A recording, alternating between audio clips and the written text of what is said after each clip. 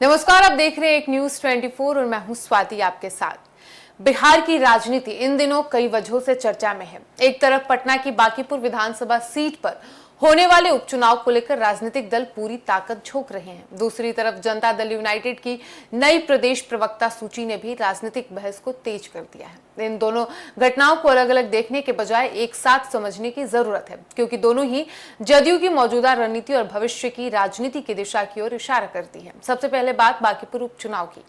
बिहार के पूर्व मुख्यमंत्री और जदयू के वरिष्ठ नेता नीतीश कुमार खुद पार्टी कार्यालय पहुंचे और कार्यकर्ताओं के साथ बैठक की। उन्होंने नेताओं और कार्यकर्ताओं से चुनाव को पूरी गंभीरता से लड़ने का आह्वान किया। बैठक में साफ संदेश दिया गया कि हर कार्यकर्ता बूथ स्तर तक सक्रिय रहे और सरकार की योजनाओं तथा उपलब्धियों को लोगों तक पहुंचाए। पार्टी का मानना है कि यदि संगठन मजबूत रहेगा तो चुनावी नतीजे भी उसके पक्ष में आएंगे। बांकीपुर सीट हमेशा से राजनीतिक रूप से बेहद महत्वपूर्ण मानी जाती रही है। ये राजधानी पटना के बीचों बीच स्थित विधानसभा क्षेत्र और यहाँ का चुनाव केवल एक सीट का मुकाबला नहीं माना जाता, बल्कि इसे राजनीतिक प्रतिष्ठा की लड़ाई के रूप में भी देखा जाता है। इसी कारण सभी दल इस चुनाव को पूरी ताकत से लड़ने की तैयारी कर रहे हैं। जदयू की रणनीति में इस बार संगठन को सबसे अधिक महत्व दिया जा रहा है। पार्टी नेतृत्व का मानना है कि बूथ स्तर पर मजबूत नेटवर्क ही चुनाव जिताने में सबसे बड़ी भूमिका निभाएगा। इसी सोच के साथ नीतीश कुमार ने कार्यकर्ताओं को सक्रिय रहने और मतदाताओं से लगातार संपर्क बनाए रखने का उन्होंने निर्देश दिया है। इसी बीच जदयू की नई प्रदेश प्रवक्ता सूची सामने आई, जिसने राजनीतिक गलियारों में नई चर्चा छेड़ दी। पार्टी ने कई नए चेहरों को जिम्मेदारी दी, लेकिन सूची में एक भी मुस्लिम और दलित प्रवक्ता को जगह नहीं मिलने पर विपक्ष ने सवाल उठाने शुरू कर दिए। राजनीतिक विश्लेषकों का कहना है कि केवल एक संगठनात्मक सूची नहीं है, बल्कि इसका सामाजिक और राजनीतिक संदेश भी निकाला जा रहा है। विपक्ष का आरोप है कि जदयू लंबे समय तक सामाजिक न्याय और सभी वर्गों को प्रतिनिधित्व देने की राजनीति करती रही है। ऐसे में नई सूची में मुस्लिम और दलित चेहरों की अनुपस्थिति कई सवाल खड़े करती है। विपक्ष का कहना है कि यह फैसला पार्टी की उस पहचान से अलग दिखाई देता है जो वर्षों तक नीतीश कुमार की राजनीति की खास पहचान रही है। हालांकि जदयू ने इन आरोपों को खारिज किया है। पार्टी नेताओं का कहना है कि ये केवल प्रवक्ताओं की सूची है, न कि संगठन के सभी पदों की। उनके अनुसार संगठन के अलग अलग स्तरों पर सभी वर्गों को प्रतिनिधित्व दिया गया है और केवल एक सूची के आधार पर पार्टी की सामाजिक सोच पर सवाल उठाना उचित नहीं है। पार्टी का यह भी कहना है कि भविष्य में संगठन के विस्तार के दौरान अन्य वर्गों को भी जिम्मेदारियां दी जा सकती है।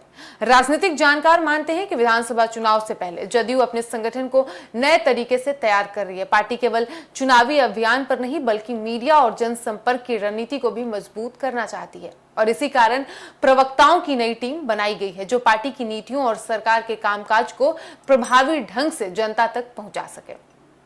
हालांकि दूसरी तरफ विपक्ष इन दोनों घटनाओं को जोड़कर राजनीतिक हमला कर रहा है। उसका कहना है कि एक तरफ जदयू कार्यकर्ताओं को चुनाव जीतने का मंत्र दे रही है, तो वहीं दूसरी तरफ उसकी नई संगठनात्मक सूची सामाजिक संतुलन को लेकर सवालों के घेरे में है। विपक्ष इसे पार्टी की बदलती राजनीतिक प्राथमिकताओं से जोड़कर देख रहा है। राजनीतिक जानकारों का मानना है कि बिहार की राजनीति में सामाजिक समीकरण हमेशा से काफी महत्वपूर्ण रहा है। किसी भी पार्टी के संगठनात्मक फैसलों को भी इन्हीं समीकरणों के नजरिए से देखा जाता है। ऐसे में जदयू की नई प्रवक्ता सूची पर उठे सवाल आने वाले दिनों में राजनीतिक बहस का हिस्सा बना रह सकता है। हालांकि यह भी सच है कि किसी पार्टी की पूरी सामाजिक संरचना का आकलन केवल एक सूची से नहीं किया जा सकता। फिलहाल जदयू का पूरा फोकस बांकीपुर उपचुनाव पर है। पार्टी नेतृत्व चाहता है कि कार्यकर्ता घर घर जाकर सरकार की योजनाओं, विकास कार्यों और उपलब्धियों को लोगों तक पहुंचाए।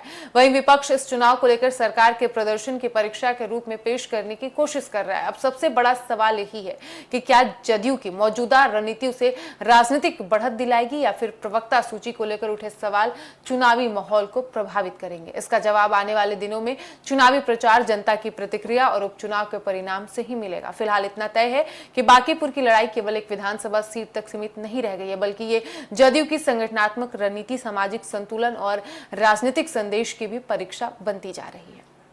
फिलहाल इस वक्त की खबर में इतना ही और ऐसे ही तमाम खबरों के लिए बने रहिए हमारे साथ और देखते रहिए एक न्यूज़ 24। धन्यवाद।